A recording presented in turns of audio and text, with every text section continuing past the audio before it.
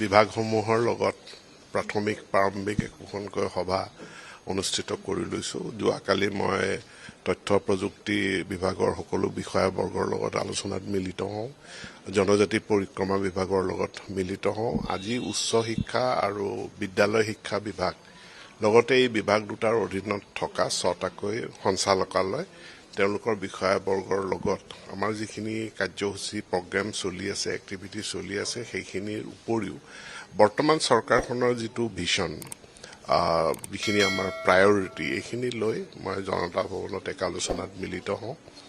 ইয়াৰ পাছত সমগ্ৰ শিক্ষা এটা আমাৰ বিশাল মিছন, এটা গোটেই ভাৰতবৰ্ষৰ একটা বিশাল মিছন।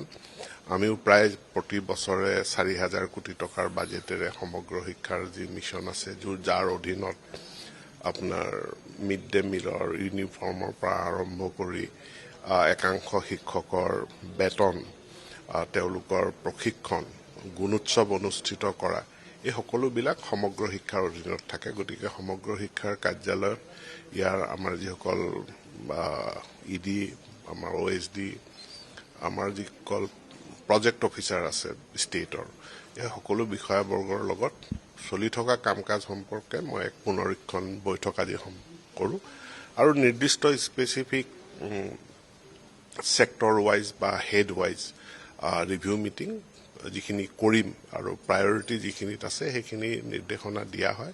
গতিকে পৰৱৰ্তী পৰ্যায়ত তেওঁলোকে এইখিনিৰ প্ৰেজেণ্টেশ্যন প্ৰস্তুত কৰিব আৰু আমি আলোচনাত মিলিত হ'ম।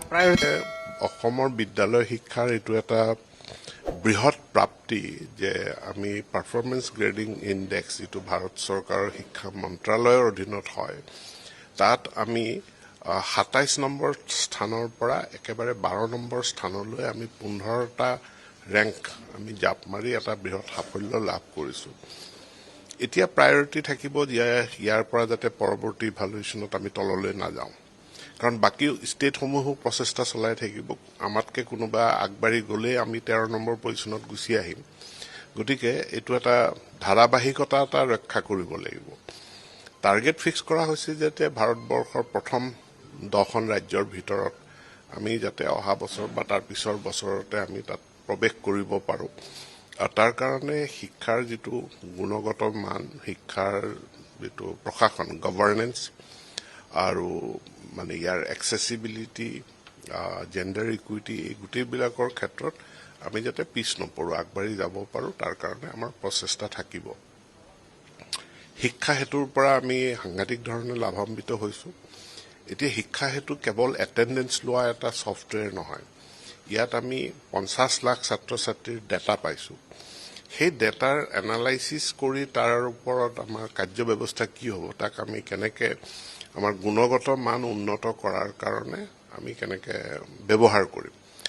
পাঠ্যপুথি বিতৰণৰ পৰা, ইউনিফৰ্ম বিতৰণৰ পৰা মিড ডে মিলকে সকলোখিনি চিমলেছলি আমি ছাৰ্ভিচখিনি কেনেকৈ দিব পাৰোঁ, শিক্ষা সেতুৰ ডেটাৰ ওপৰত ভিত্তি কৰি তাৰ কাৰণে আমি কাম কৰিম। এইবাৰ ইলেকশ্যনৰ কাৰণে গুণোৎসৱ নহ'ল, কিন্তু গুণোৎসৱ হ'ব। 26-27ত গুণোৎসৱ অনুষ্ঠিত হ'ব। তাৰ কাৰণে বাজেট নিৰ্ধাৰণ হৈ গৈছে। তাৰো প্ৰস্তুতি আমি সোনকালে আৰম্ভ কৰিব।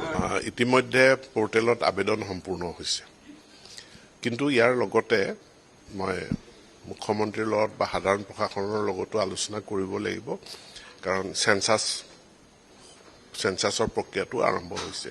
বহু শিক্ষকৰ দায়িত্ব পৰিব, ডিউটি পৰিব, কাৰণ এইটো এটা ৰাষ্ট্ৰীয় প্ৰায়ৰিটিৰ বিষয়বস্তু। গতিকে অহা কেইটামান দিনৰ ভিতৰত আলাপ আলোচনা কৰি ট্ৰেন্সফাৰসমূহ কেনেধৰণে, বিশেষকৈ মিউচুৱেল ট্ৰেন্সফাৰসমূহ দিব পৰা যায় বা ছিংগুল ট্ৰেন্সফাৰো যিটো আছে, আমি জুলাই মাহত কিমানখিনি ট্ৰেন্সফাৰ দিব পাৰোঁ আমি চাই লওঁ। কিন্তু ইয়াৰ কাৰণে এটা এতিয়া এই মুহূৰ্তত কমেণ্ট দিব নোৱাৰোঁ, কাৰণ যিহেতু লোকপিয়ল আছে সন্মুখত। কিন্তু তৎসত্বেও আমাৰ প্ৰচেষ্টাটো থাকিব যে যিসকল আইনৰ আওতাত পৰিছে, যিসকলে ট্ৰেন্সফাৰ বদলীকৰণ হ'ব লাগে, তেওঁলোকৰ যাতে বদলীকৰণ হয়, তাৰ কাৰণে মই চেষ্টা কৰিম।